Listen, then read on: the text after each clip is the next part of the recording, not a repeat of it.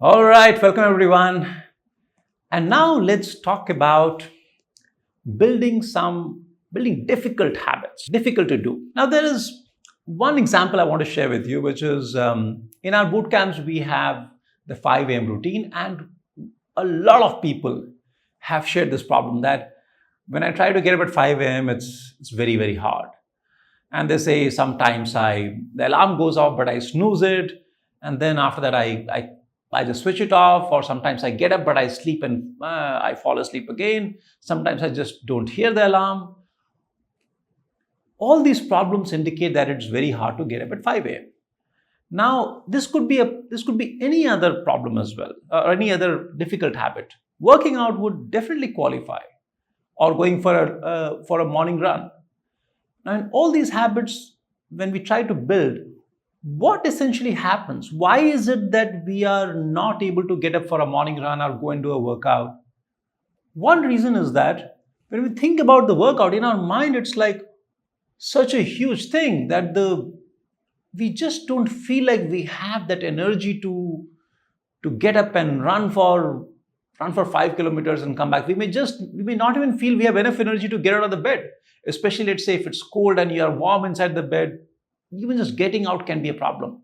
If getting out is so hard, imagine going out and running for some distance. That can be very daunting.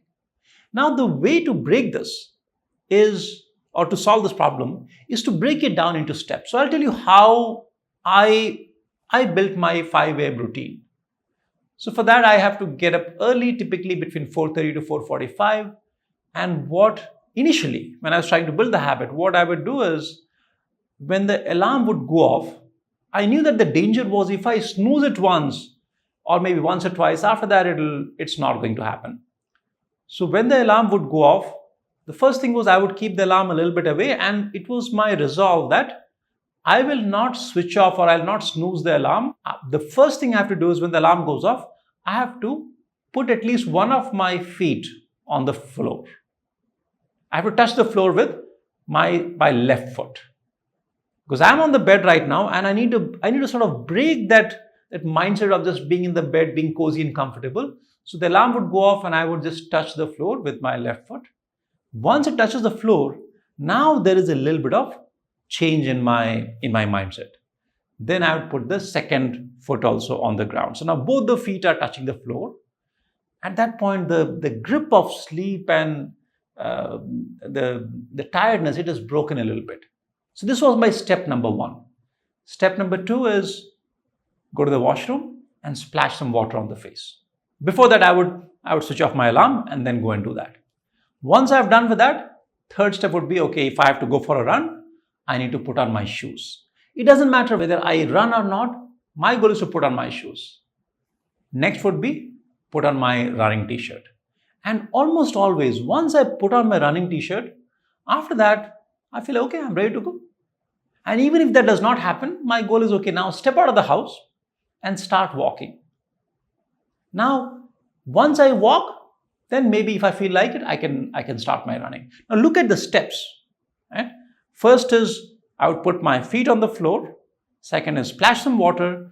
Third is put on my running shoes. Fourth, put on my running t-shirt or running gear. Fifth is step out. And then invariably, if I just followed the step by step, I would be able to implement or take the action. I wouldn't say very comfortably. It was obviously hard, but it happened. Now, what we have done is, remember earlier we talked about making it easy. Now this is another variant of that. Another way to make things easy is to break them down into sequential steps. Now in my case, the first step was putting my feet on the floor. For somebody else, it could be some other step. If you're just trying to, let's say, get into the habit of working out, the first step, in my opinion, could be just putting on your running shoes or your gym shoes. Second could be putting on your running t-shirt or gym t-shirt or whatever is your gear.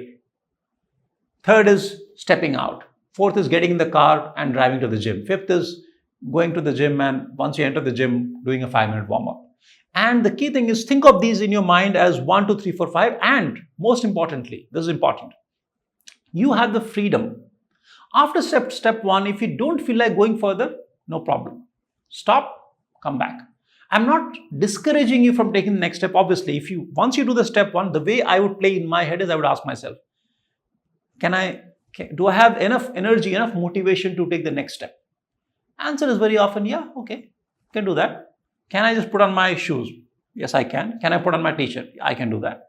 Just see if you have motivation for one step at a time. Then almost, if not always, very, very often you'll end up doing the whole thing. And even if you don't do the whole thing, even if you've done one step or two steps, that's fine.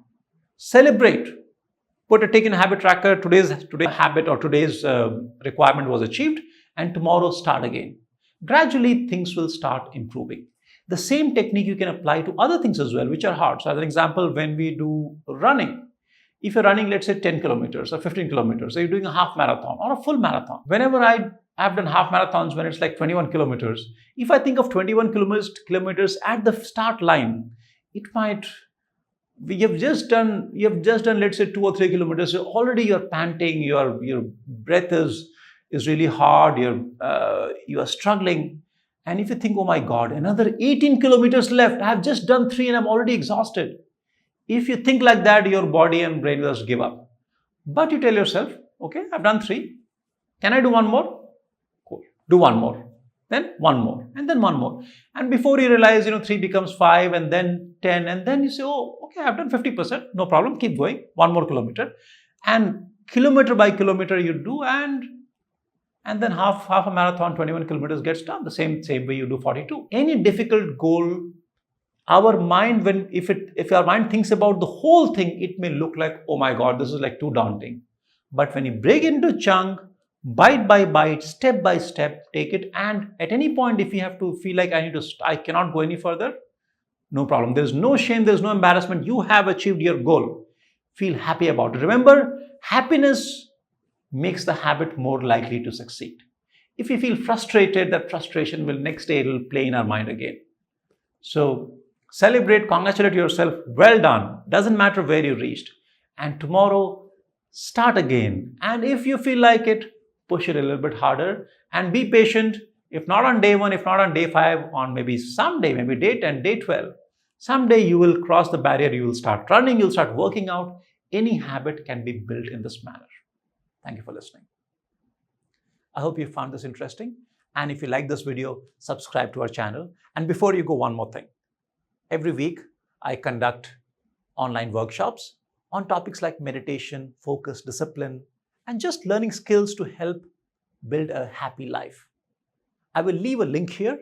If you want, you can sign up, and I hope to see you there. And thank you for watching this video.